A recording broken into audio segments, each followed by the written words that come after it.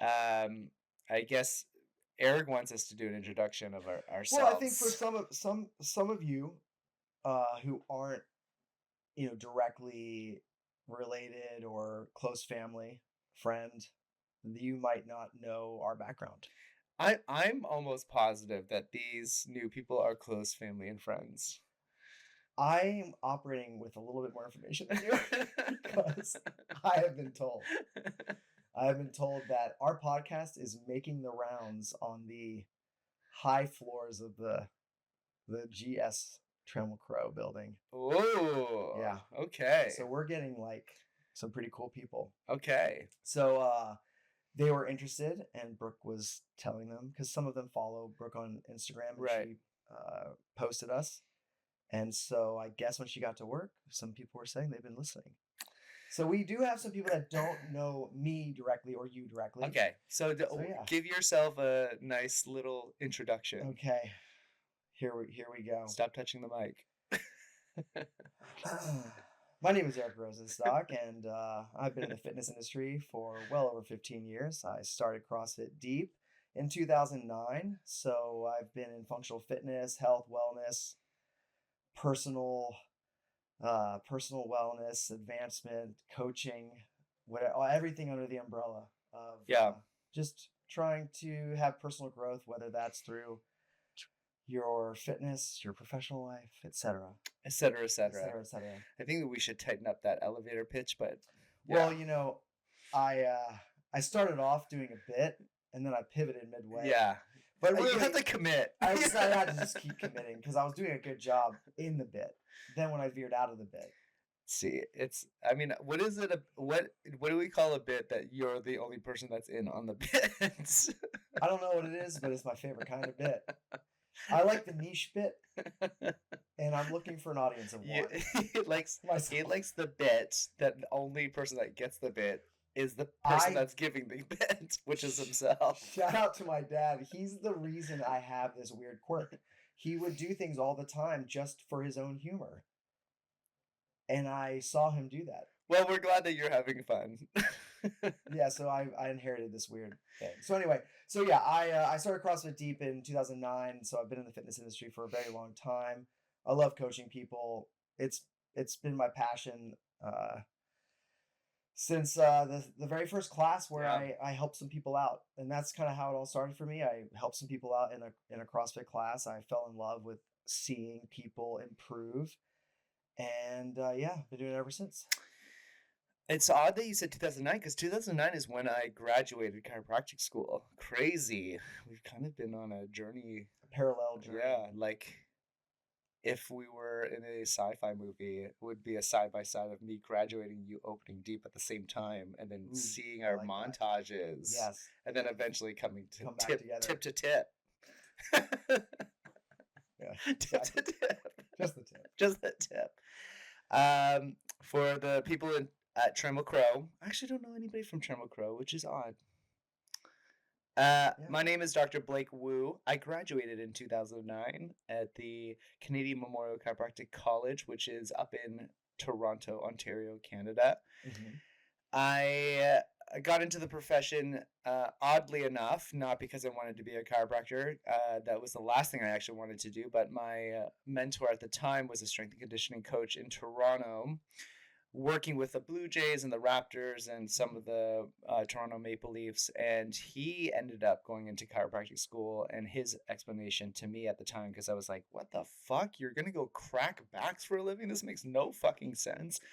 And he introduced me to a completely different way of seeing what chiropractic could be, which is he was just trying to hijack the profession to just gain the scope of practice. And he's like, I can really increase performance by having this scope of practice, which allows us to have like dry needling and diagnose and MRIs and all that stuff. So I actually got into the profession because I didn't want to be a chiropractor, and I honestly dislike 98% of chiropractic.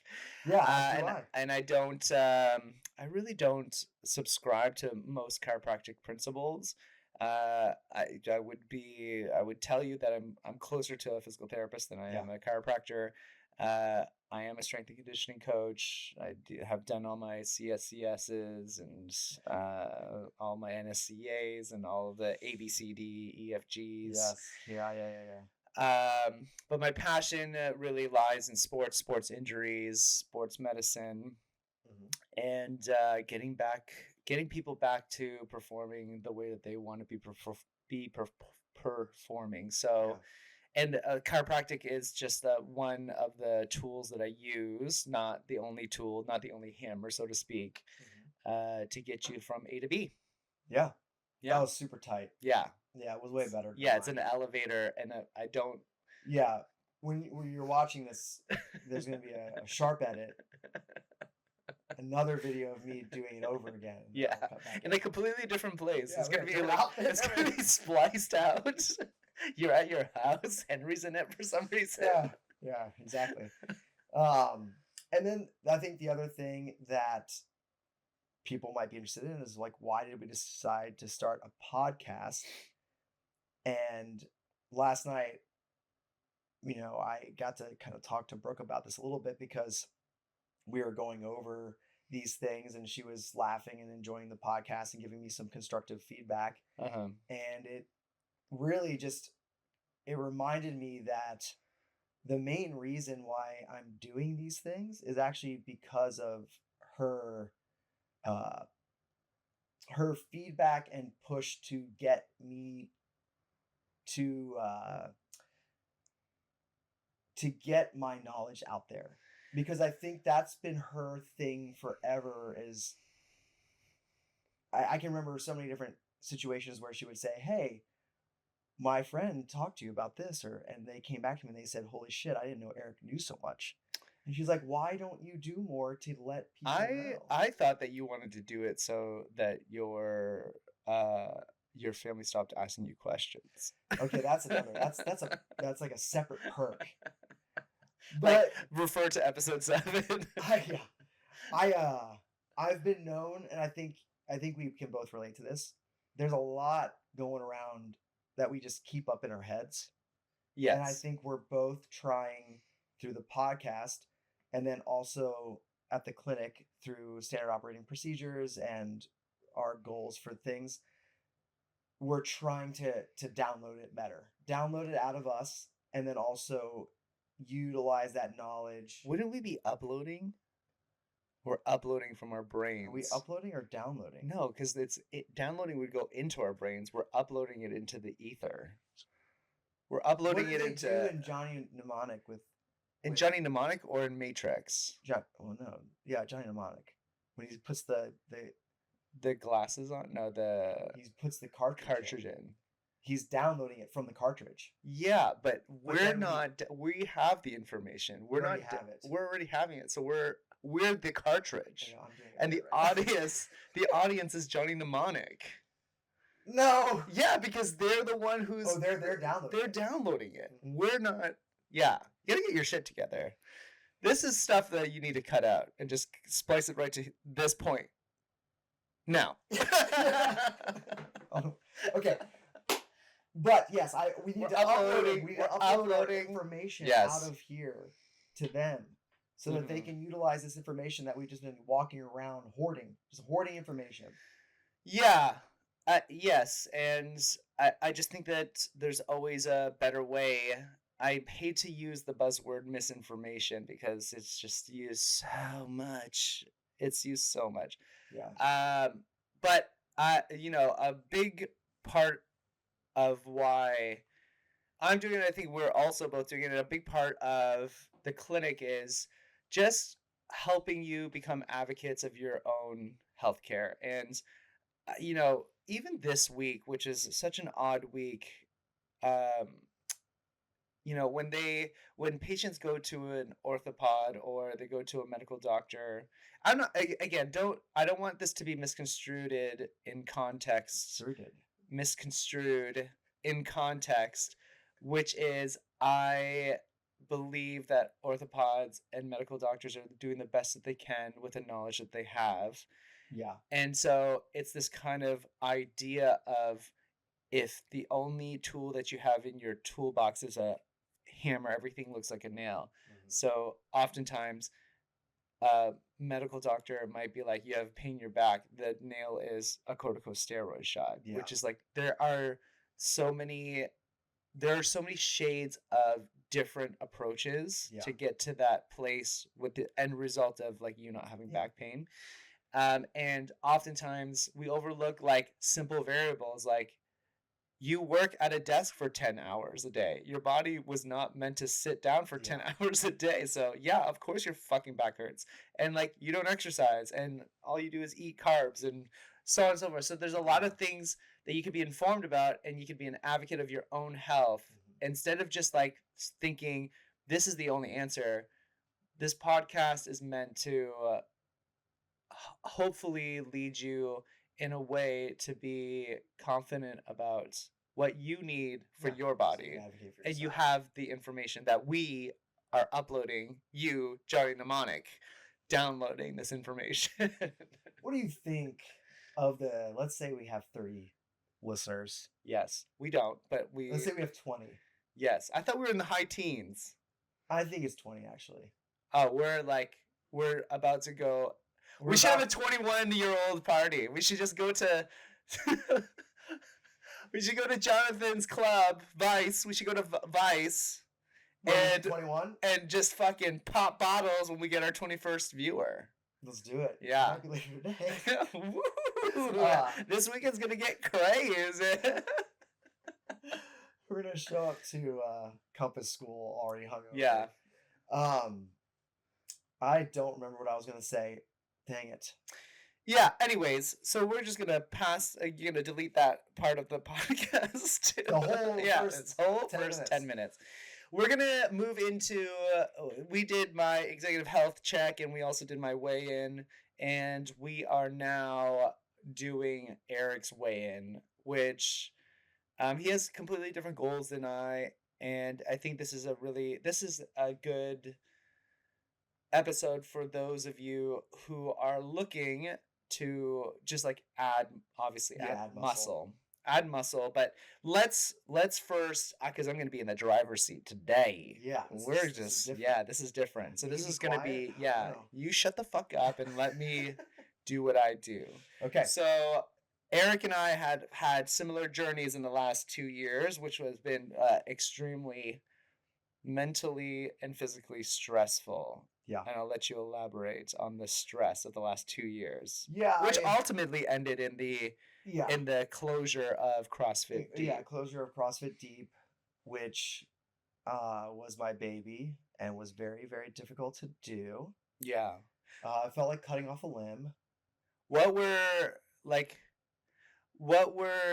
kind of without getting into too many specifics, but because we don't want to throw any here. So what were some of if I asked you what were the 3 main driving factors for closing Deep? Yeah. Man, I'm really referencing Brooke a lot. Actually, you know what? Instead of doing let's go one. Well, I have to do the tangent because I have to talk about go Simon Sinek. His Why. That's a great book. The book is called Start with a Why, and it's by author Simon Sinek, who is a leader in business, and he has multiple books, so on and so forth. He's got a famous TED Talk. Yeah. Mm-hmm. So the reason why I'm bringing him up and that book up is because I would have given you 3 different 1, 2, 3s 4 months ago, and then 2 months ago, and then like even as recently as this weekend, because as I've gotten further away from it, some of the things that I thought were the reasons for closing the gym, there were things deeper. Does that make sense?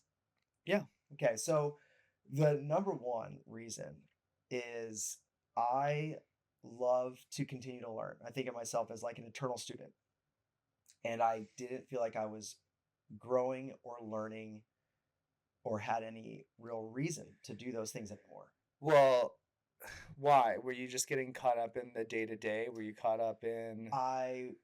It had become stagnant and I didn't have any motivation to continue to evolve. But where was the stagnation coming from? So I think, so this is number two.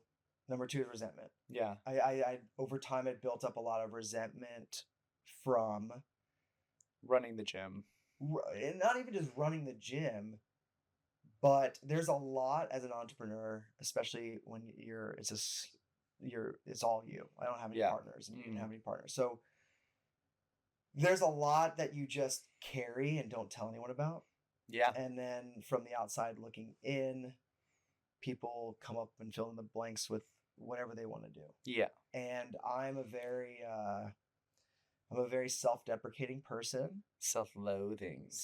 Yeah, just like the stereotypical self-loathing Jew. No, I like to make fun of myself, and I think I did that to a fault. So I think I kind of broke down my character as a way to connect and be more approachable and funny. And I think that affected just my persona a little bit.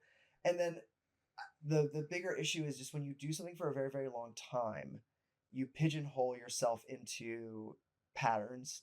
And I just didn't feel like I was growing or had any need to grow. Yeah. And I just didn't feel like I was seeing what I was putting in. I didn't see anything in return. So that became, you build resentment when you're like, I'm spending a lot of time giving you my expert, like, knowledge and my expert coaching, and people aren't doing anything with that. Now, I've never been someone who blames. So if there's something that's not going well, I automatically look at myself first. That's just how I am. So when I say things like this, I know immediately, like, okay, well, I could have done this, or this to maybe have changed that outcome, right? I should have looked at that and said, okay, well, what am I doing? Why aren't they?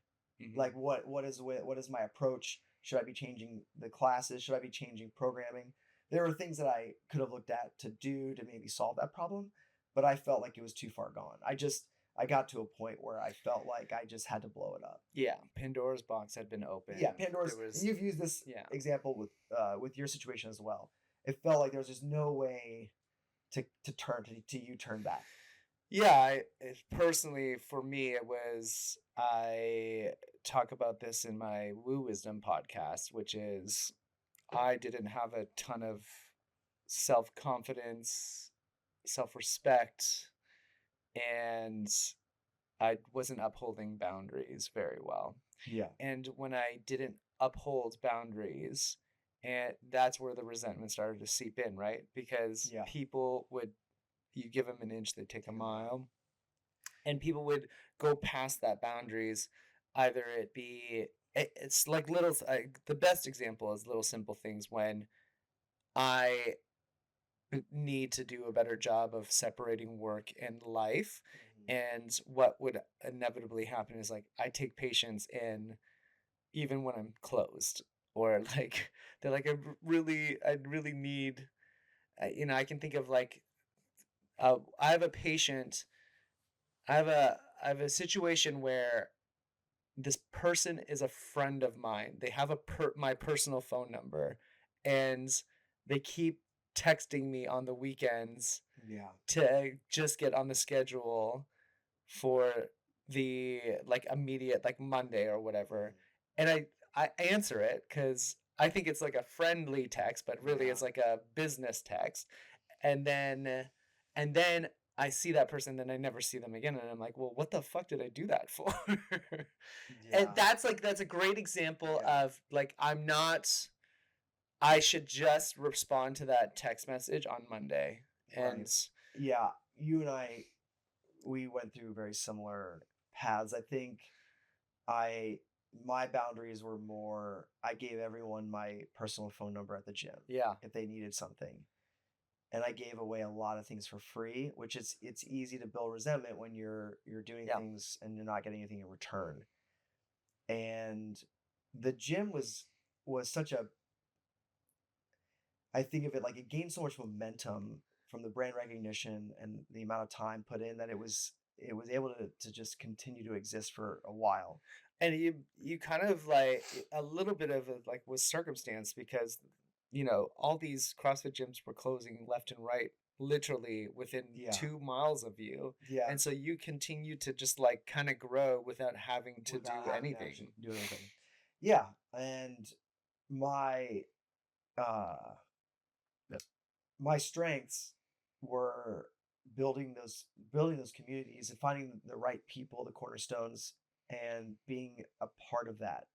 Once I no longer was invested in the community and being a part of the community, that crumbled. Yeah. So like my two strengths are obviously coaching, but the other one was that cyclical community building effort. I was so good in the past each time there was a big community turnover in getting it going. Yeah. And when that cycle came again, my life changed. I have Henry, we have another on the way. My priorities and just focus shifted. shifted. Yeah. Yeah. And not just that, just like my priorities, like what would I rather be spending my time doing now? Yeah. Hanging out with Henry and reading a book in bed with him, or going pub crawling through Deep Ellum. Henry every time. Yeah. So it's the Dazed and Confused. Like I kept getting older and they kept staying the same age. And so it's just at a certain point, like I'm just the creepy 40-year-old. Like yeah. You are creepy. Well, that's separate. So my three like built up resentment, lack of feeling like I was growing or learning. Mm-hmm. And then priority shift. Yeah. I think is the easiest way to like break it down. Okay, so then what was the end result of that? Let's talk about mentally. Very taxing and draining. Basically became an alcoholic for about 6 months. Yeah, you were hitting whiskey. Hitting whiskey pretty hard. I mean, when your friends are joking about you going through Weller and bringing you bottles of Weller, like it's a funny bit and joke, but like it was reality. Real, yeah. So best jokes are rooted in truth. Absolutely. So, I was numbing the emotional and physical pain. Yeah, you're distracting yourself. And distracting myself from what I had to do. So I was just ignoring and kicking the can down the road. Yeah, and that just it wrecked my body. Yeah, I referenced it a couple episodes ago that there was a girl at the gym and she came up to me with genuine concern and grabbed my arm and was like, "Oh, Eric, are you okay?" And I was like, that was honestly a wake up. So thank you. You probably know who you are.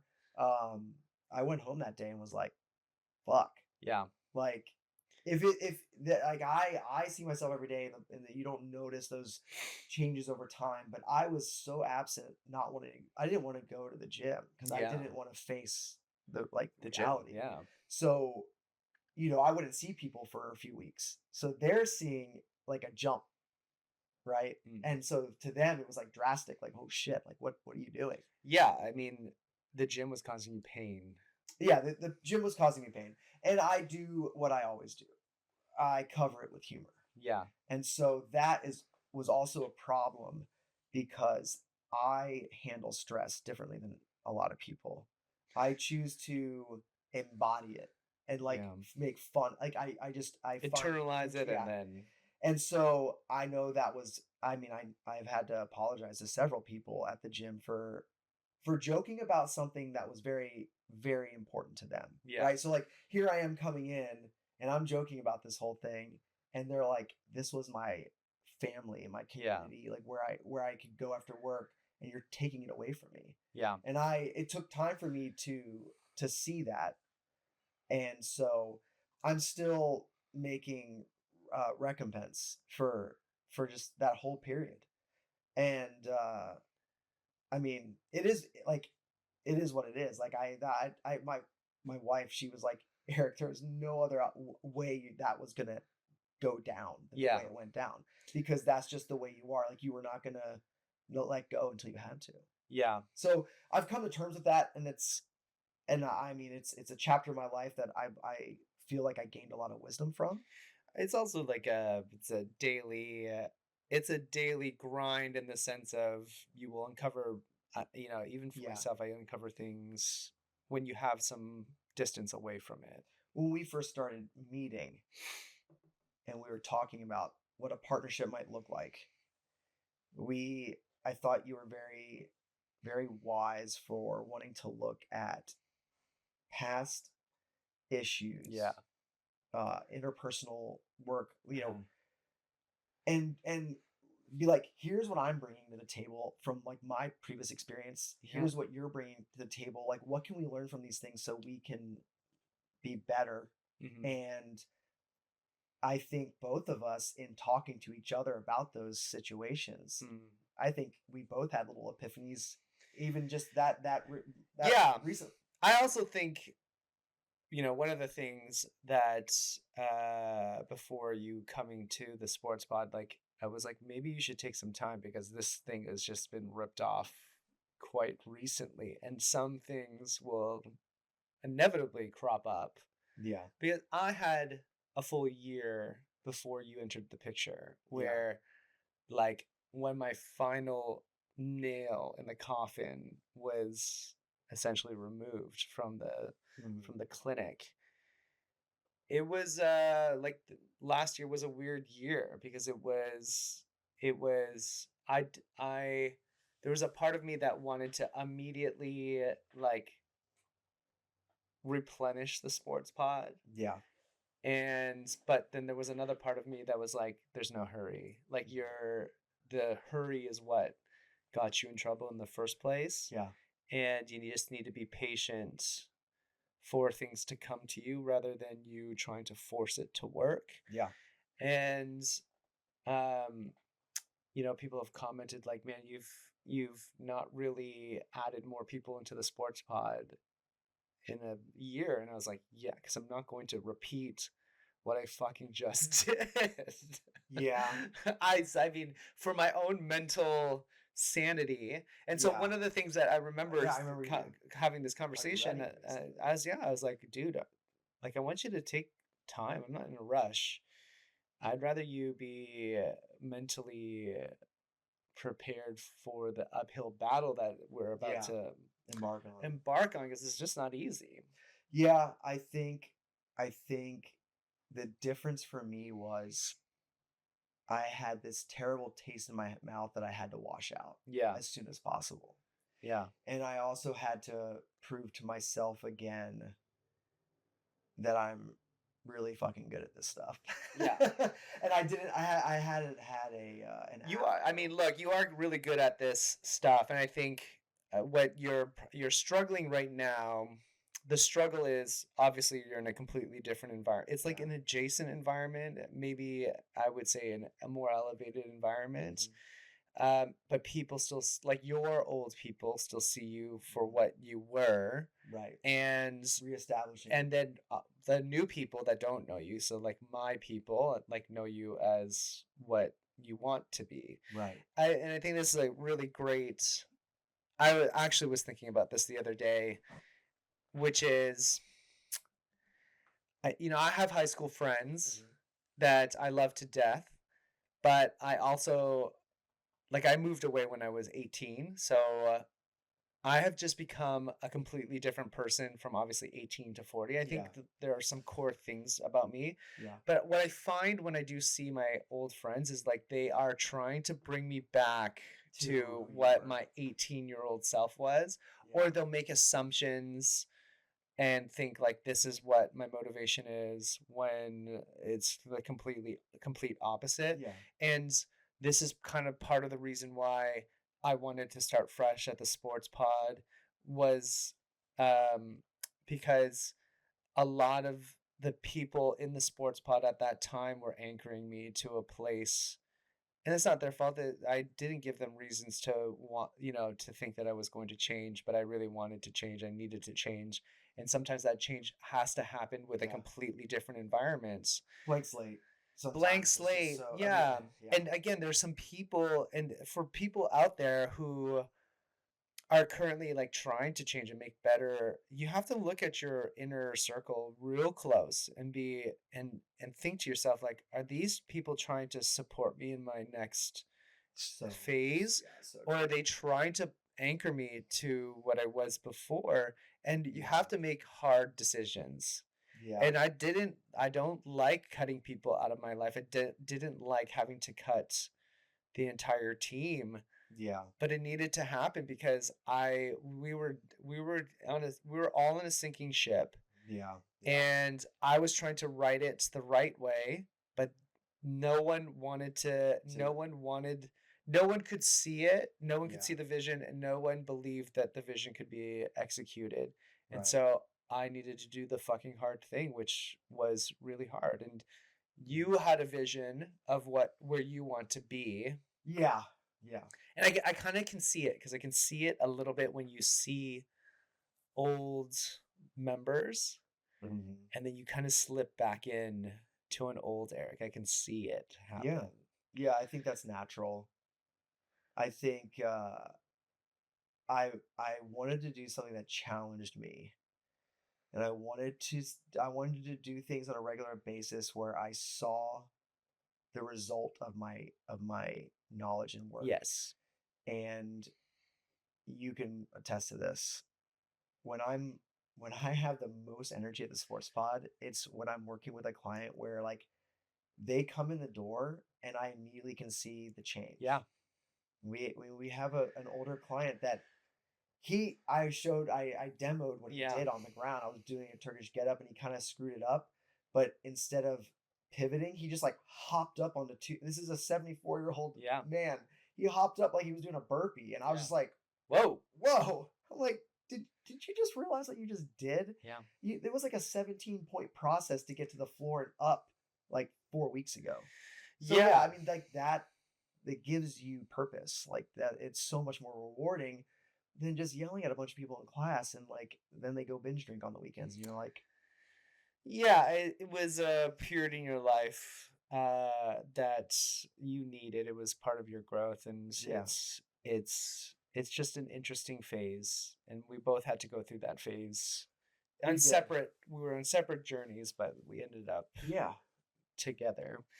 But how do you feel like it changed, like, your body? Like, Yeah, so what immediately happened in those 2 years? so The drinking obviously the didn't help. drinking doesn't help.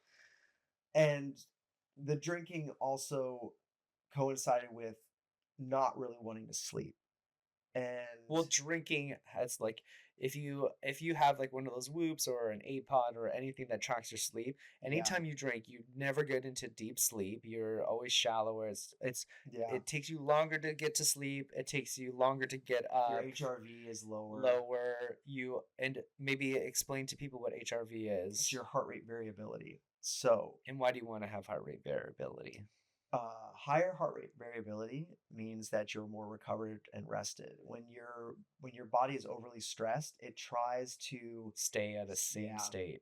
So that's why you think like, oh, well, wouldn't you want it to be low? It's not like pulse, like No. your heart rate and your heart rate variability are different things. So it's how a lot of athletes determine what their training intensity should be like.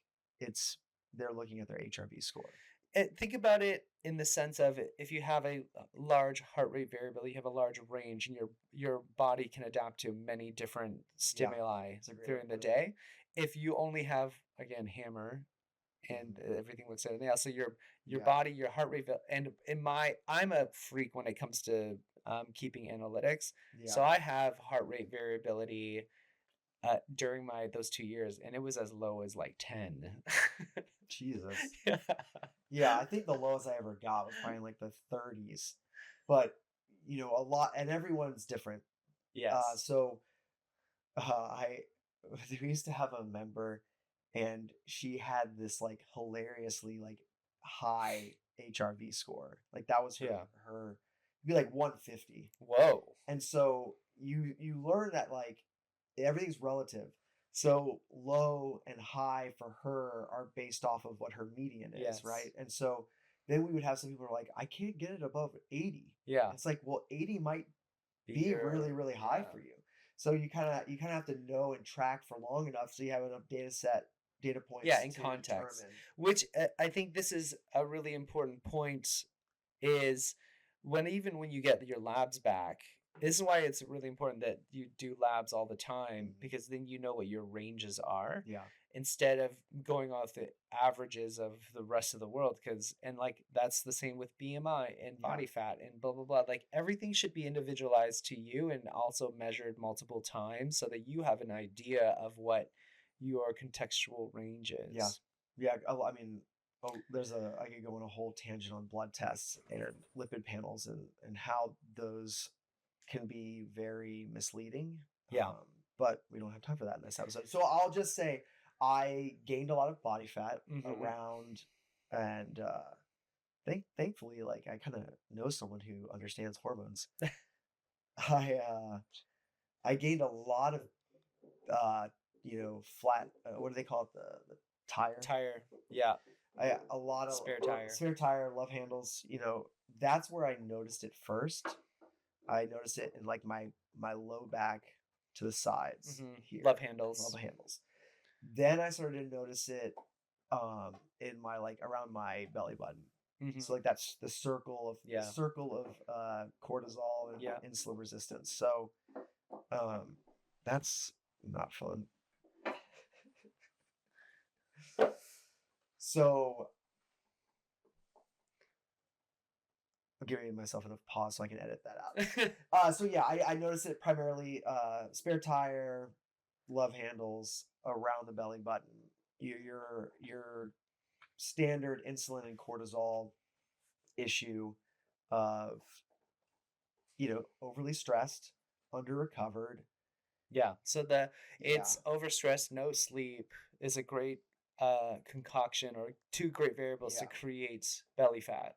Yeah, and I everything I do is pretty much a bit, but I had kind of, in a way, I took that and like embodied it to a point where like I was just using it as a joke, like, oh yeah, I'll just operate on 4 hours of sleep and I'll still deadlift 460. Yeah.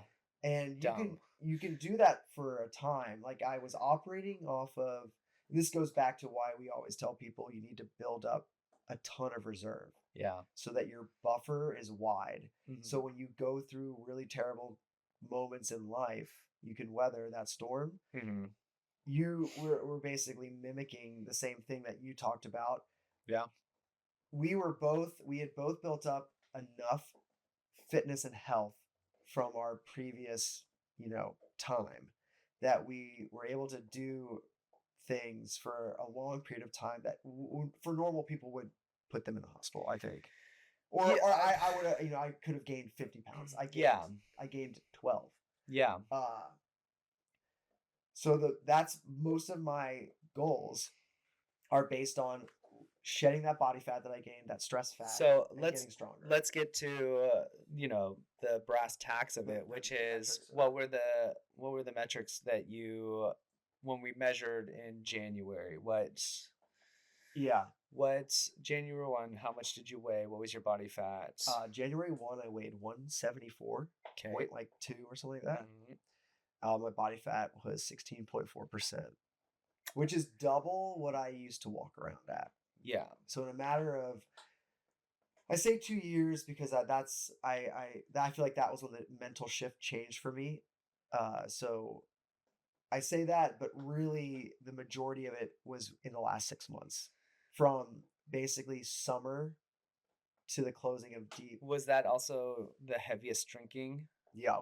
Yeah. It was the heaviest drinking. I forgot to take a screenshot. I have a month of my health app on my phone. And for the month of June, it was June. For the month of June, I averaged 4 hours and 46 minutes of sleep. Yeah. I mean, I get that. And it's like, what the fuck was I doing? Like, I mean, like I know what I was doing now, I'm out of it, but it's just like, holy shit. The fact that I didn't, I mean, this is scary. Like the things like that are how people trigger autoimmune, trigger like there's a lot of Yeah. bad things that could have happened. I was skirting a very fine line. Yeah, and again, it goes back to have an abundance of health, and then you can make large withdrawals out of that when you need to Yeah. make large And I got to withdrawals. empty the very end. And luckily, It all culminated to yeah, closing a chapter. yeah. And now I'm working out. Yeah. 4 Okay, times but a week, let's continue with this yeah. Okay. progress. Okay. So we had our New Year's episode, which you can for our new Tremel Crow listeners. Yeah. If you've even made it this far after our blithering What are we doing? 40 minutes of talking, we had like a New Year's resolution. Like these are the things that we really want to focus on. Yeah. How was that first month for you? January. Terrible. I didn't do any of this stuff that I thought Yeah. I was gonna do. I was just keeping my head above water. Why is that? Where did that come from? I think it's a mixture of when you have momentum in one direction, it's very hard to turn it back. Yeah. And which is actually weird for me because historically, I'm the person that doesn't have a problem with that. Like if I say I'm going to do a new crazy diet or challenge, I just do it like, oh, we're going to start in the next hour. Like I'll just start it. But for whatever reason, it was very hard. It was very hard. I would do like 2 or 3 days consistent, terrible for a week. Yeah. 2 days consistent, terrible for 2 weeks. Like it wasn't. And you can tell me if you think this is correct. I don't feel like I hit the ground running and really started to commit to things until like 2 weeks ago.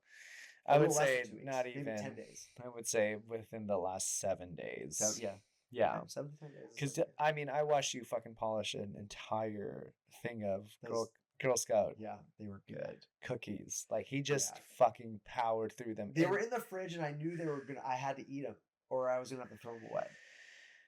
Yeah, I have self discipline there was. If there's Skittles, like Oreos, if chips, if it's around me, I have zero self control.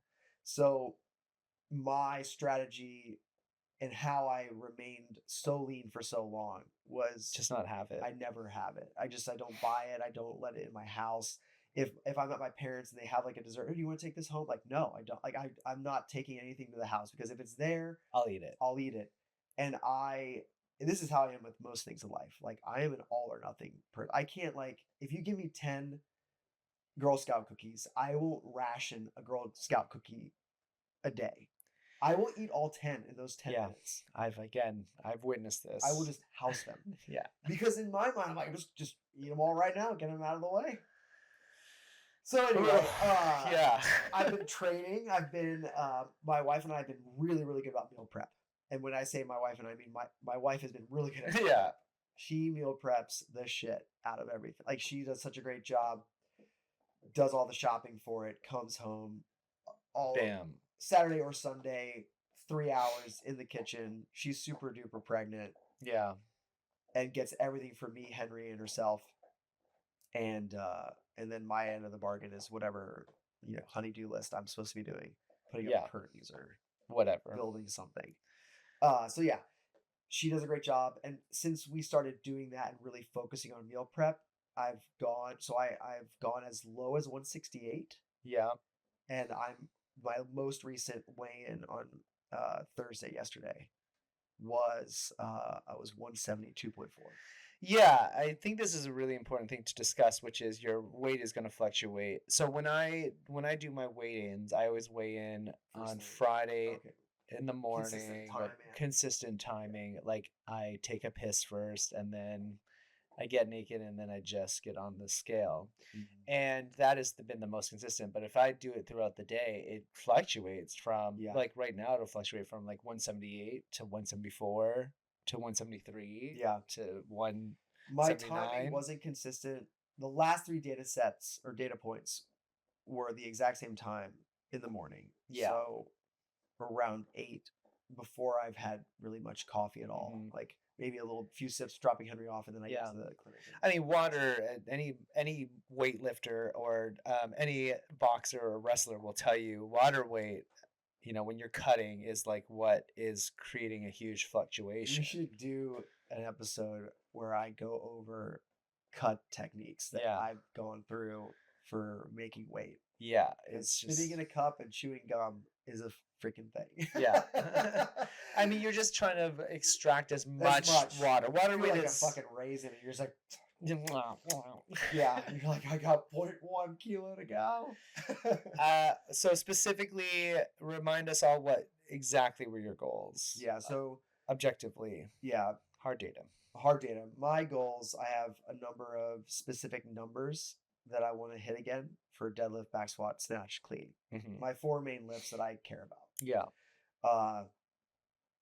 I'm not going to say those numbers. It seems like bragging. No, but say the numbers because we have to have. They're actually not bragging. They're not great numbers, but I want to hit 465 deadlift again. I want to squat 405 again. I want to snatch 240. I want to clean to like 85, 290 around there. Okay. Jerk. All right. So those are the numbers I'd like to get measures. Back to. Okay. What about weight wise and weight? I don't care too much about my total weight. Okay. I care about my body fat percentage. My body fat percentage at its worst was close to like 16%. Mm-hmm. I want to get to 10. Okay. I would like to get single digit. I think that's a dumb goal. It's too big of a goal for where I'm at right now. And I like achievable goals. Yeah. There's that SMART acronym. Mm-hmm. And I think one of them is achievable. Yeah, I'm pretty sure that's what the A is. It's SMART. It might be a different A word, but I know it's something like it should be a goal that you can get to. Attainable, I think. Attainable. I think it's attainable. Achievable. Attainable. You can just say way more synonyms around A. There aren't a lot, I don't think. Attainable, achievable, arrivable. I think that is a word. It is a word. Sounds real weird. Oh man. Okay. So your body fat, you want to get down to 10%. We're at 16 and a half right now. I'm at 14 point. My starting, so that was at my worst. So just recently, yesterday, you're at 14. I was 14.24 or somewhere there. Mm-hmm. Okay. 14. And what are you doing to cut fat? So I am a very lucky individual. I can probably get most of the way there by just improving my sleep and my exercise program. Mm-hmm. That does a lot for my body type, mainly because I've carried a lot of muscle for a long period of time. So most of it's still there. Yeah. Which it's helping me.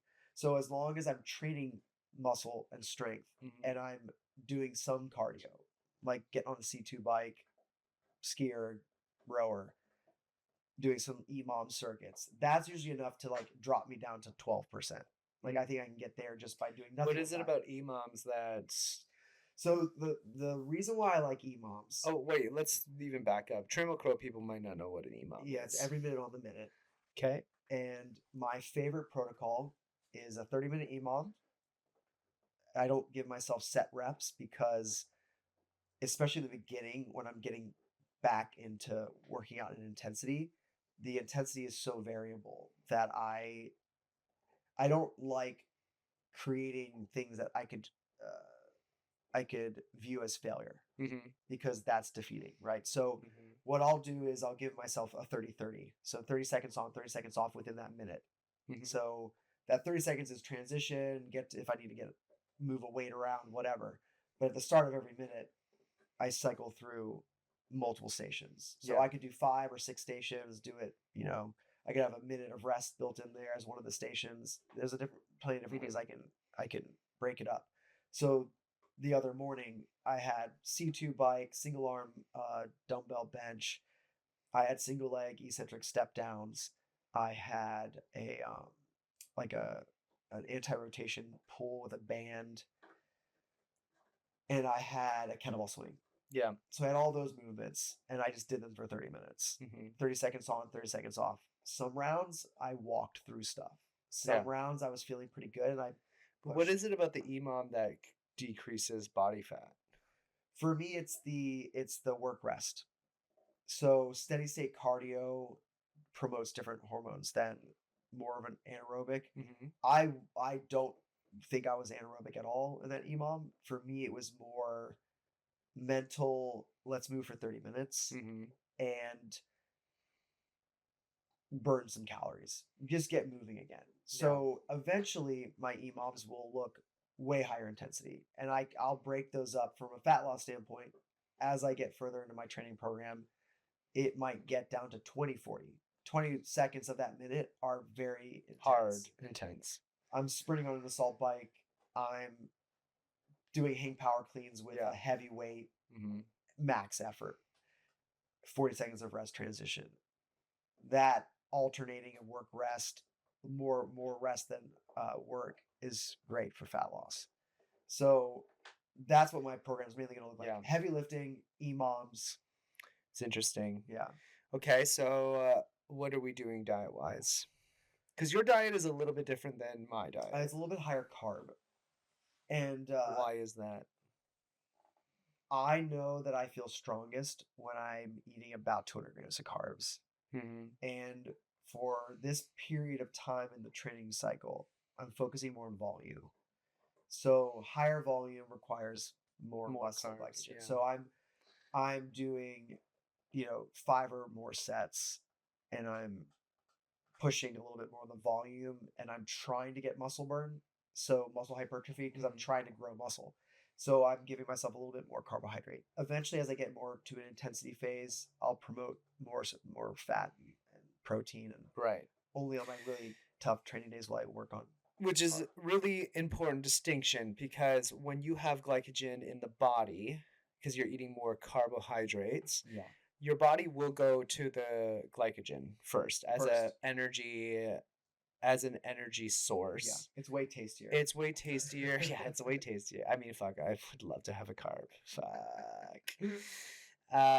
But that's the first thing that your body is, and let's just say, and I'm maybe oversimplifying this, but sugar is also kind of a carb, right? Yeah, it's a simple. So if you drank a very sugary drink before you worked out, you are just burning the thing that you just drank. You're not hitting any of your actual fat storage.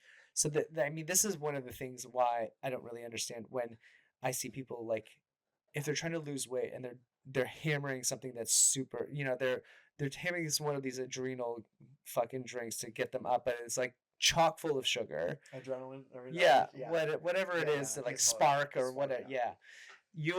What you're doing is in that workout, you're just burning off what you just drank. You're not burning off anything. That's why it's called intracellular.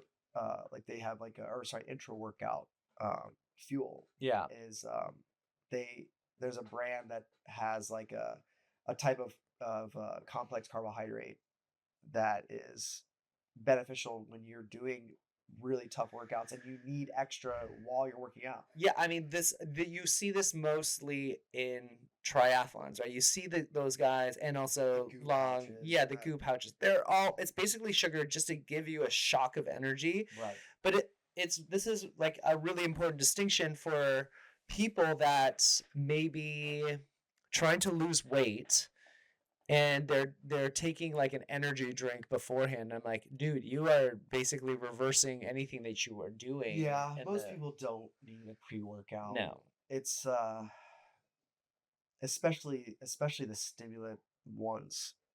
Yes, I think those are the most popular. I mean, we could do a whole episode on. We could. We should just write that down. We're gonna do a fucking episode on pre-workout and. Yeah. I mean, the kind of dangers of, and also signs and symptoms of what adrenal fatigue looks like. Yeah. Because a lot of people are stressed the fuck out, and then they can't work up in the morning, and they take the pre-workout, and it totally fucks their entire system. So, anyways, more to say is, your meal plan is a little bit different than mine. Mine is literally no carbs. I might be getting less than 100 grams of carbs right now. Yeah, our starting point and our goals are a little bit different, and so lower carb makes way more sense for what you're wanting. Yeah. You're just trying to lean down. Yes. And lose stubborn belly fat is the hardest to lose. Yeah. You just have to keep insulin Low.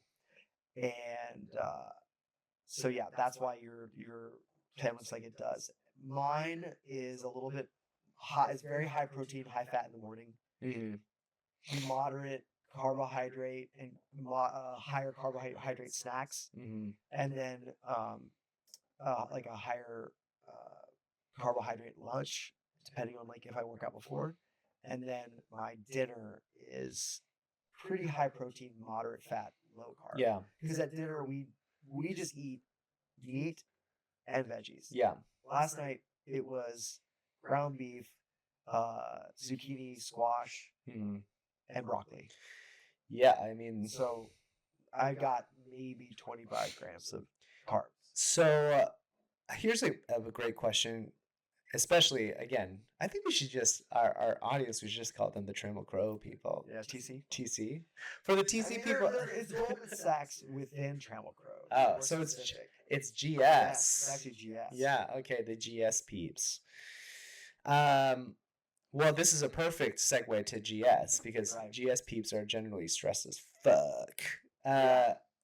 And obviously when you are very stressed, your cortisol levels are going up, which is a precursor to having that belly fat. Yeah. What are things that we should be eating when you know you're in a you are at least aware that you're in a stressful situation? You want to be eating high amounts of red meat and saturated fat, and you want to be eating things that are very high in B vitamins. Okay.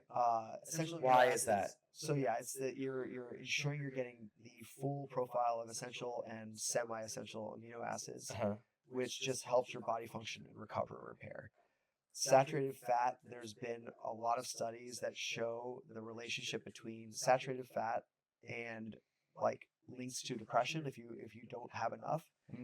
So there was this war on saturated fat. Ansel Keys really screwed the pooch there, but people are still holding on to like the fat thing is bad. I guess, give me an example of a red. Are we talking about like a New York strip? Or are we talking about? It depends. We usually eat steak, so like a ribeye or a New York strip. Because a ribeye generally has like 46% fat in it. That seems high. I'm almost positive that that's the case. I think you're thinking. What did you say ribeye? Yeah. Yeah, ribeye is it's why it's the tastiest. Yeah, because it has a ton of fat in it. Yeah, I can see it. It's definitely higher than like it's probably like if I had to guess, I was gonna say like 35-40, but I guess that. Yeah, I think it's like 46%. Okay. But anyways, so you want to eat something like a ribeye. Obviously, you're cutting the gristle. You're not eating a tire. I don't really enjoy it that much. My dad does, but everyone has like on the edges. I cut that off. I like good marbling. I eat grass-fed cuts of steaks, and I look for high quality. But for instance, this whole week it was red meat from steak on Monday night. We had salmon Tuesday night. We had ground beef, and we had chicken thighs. So those were our dinners so far. So like a good amount of, it's always an animal product for protein. Yeah. And then we prioritize red meat more than other people probably do, but we get it all from high quality sources. I'm not stacking like 4 burger patties from McDonald's. Yeah. But yeah, so those are the things that I'm prioritizing is I'm making sure I'm getting a lot of good foods that are rich in B vitamins, all the essential amino acids I need to recover. I'm sleeping more to allow my adrenal system to recover. So that's my focus. Those are good tips for, again, as a person that has been gone through a ton of stress, I think that the easiest things that you can control, obviously. One, you can try to control your sleep. So try to go to bed earlier, try to get the full, 7 to 8 hours. Eat more red meats. Don't eat any carbs because carbs are just going to increase your cortisol. Your carbohydrate should be energy specific.